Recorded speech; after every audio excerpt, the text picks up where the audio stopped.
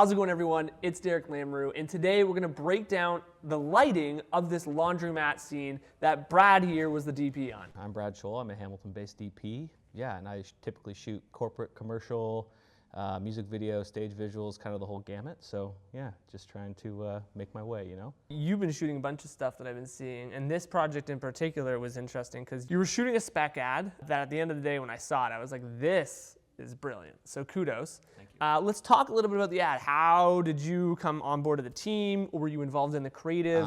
So the biggest thing for us was to like, find a brand that, you know, we could resonate with. What niche or what industry are we going to target?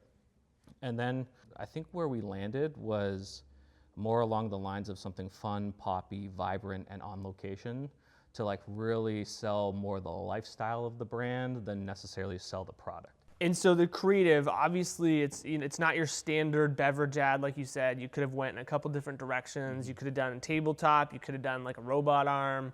But you guys chose a laundromat. I think the goal with this product or project was to target a younger audience. And I think there's resonation with a laundromat that a younger audience may understand or know how to kill time in a laundromat. And we were thinking like, how can we, you know, spice up that world, and I guess the drink is the vessel to spice up the world. When you decided you got the laundromat, the next thing is like, okay, the visual look. Are you building a mood board? How did you get into the RGB world? How do you separate the two worlds that exist in the ad? Mm-hmm. Yeah, I mean, I shoot a lot of music videos, so it's like, it kind of fell into my lap in terms of like this dance routine. How I went about separating it was more of like, oh, well, let's do like real time, real day, and then let's go into this like dream sequence where it's like fun, vibrant, poppy. So what was the first shot in this scene that you lit around? Yeah, so the very first shot is actually a dolly through. It's a dolly past a load of laundry that our hero sitting at the actual laundry machine that he's using. Okay, so this character, he's sitting there, you've placed him, you've kind of done like your direction of what you're doing. Now walk us through how you lit the scene. What did you start with? And then what did you build from there to light this? Yeah, I mean, like the very first thing I did was, you know, black out all the windows up front. We used some ultra bounce.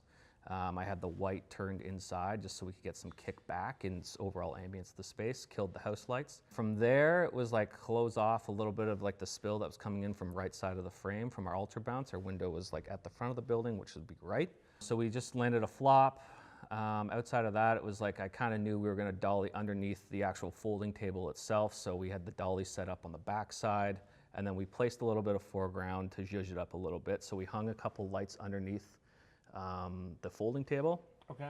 In terms of like our subject, we used a light mat that we boomed out over top. And we additionally added a little bit of tube light on the right side just for a little fill. And then we used the Nanlite 60C with the spot, the Fresnel spot, or sorry, the spotlight, just for a little bit of kick and a little bit of Rembrandt on his right cheek there. All right, let's jump into another still. So this is same lighting setup pretty much. Camera has been repositioned, I assume.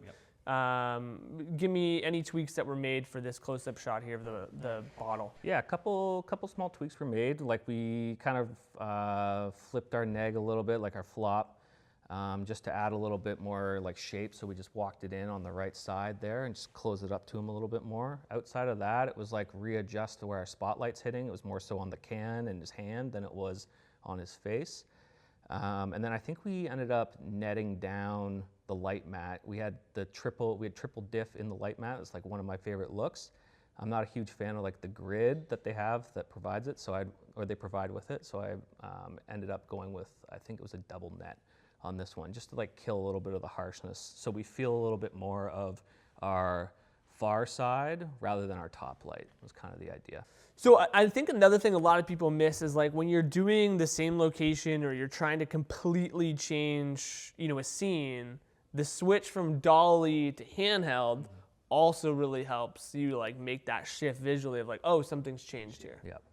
Yeah, I think the goal with this was to like create two different worlds between our real life and our dream scenario. This would technically be the dream scenario where he's like daydreaming about, you know, what city seltzer can do for him, or like how it, you know, enhances his overall outlook on things, I guess. Now you've done something in this shot here that it looks very different from the well-lit shot. So our character, he's, again, center frame, so we're keeping that consistent. But this is where we see the big lighting change, and probably where the mood board comes into play. Character starts dancing. You know, there's a single top light source that we can see now. Before there was no sources. So kind of give us the rundown of what you chose for lighting, you know, this RGB scene and how to make that work in a space that's really tight. Yeah, I think the overall aspect of this was like create it, like have it a little more moody and lean in a little bit more into like my style of things. In terms of lighting, it was very simple. It was like go in there on the Scout. I was looking at like what we possibly could do, and knowing that we're going to shoot relatively wide and see the whole space, I was like, what makes the most sense? As I said earlier, we took the Ultra Bounce and had the white inwards. So we actually took the Nanlux Dyno 650, bounced it into the Ultra Bounce just to give us a little bit of like green hue and spill. On top of that, we also added practical lighting that we knew we were going to see, so what better than Titan tubes? And we just created like a very simple chase sequence. I said to my gaffer, I was like, we're going to do a run of 4 here and a run of 4 here. This is roughly where we're going to play. If he falls out of that, he's going to land in the green. And if he falls in that, he's going to stay like in the yellow-green world.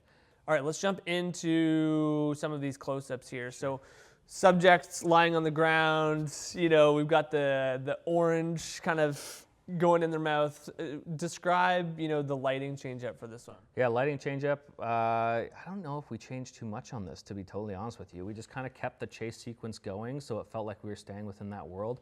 I think the only thing we did was fly in the Dyno 650. All right, let's go through maybe a couple more here, and then we'll wrap this one up. So this is like the hero shot to the ending, I believe, right? Yep. Okay, so describe this one for me. Yeah, this is literally as soon as we come out of the dance sequence. So it's a match cut from our dream sequence to this. So now our hero's up on the table, kind of realizing, like snaps out of it, kind of realizing that, oh, I haven't left the laundromat. I've been dancing around as like a fool with this can in my hand, but you know, that's what City Seltzer does. So yeah, this is a very, very basic setup. We just like hung the fluoros back up into the fixtures that they had in the laundromat, and then we added a little bit of neg, and that was kind of it. I think the biggest takeaway obviously is if you can have pre-pro days with all of your team is super important.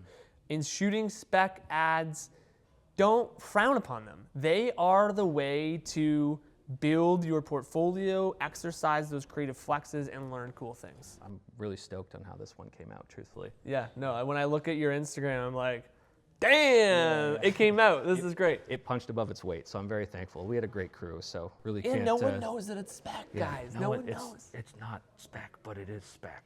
No one has to know. Yeah, it's great, yeah. Cool. All right, Brad. Well, thanks for coming on, man. Appreciate it, Appreciate it. Thank you.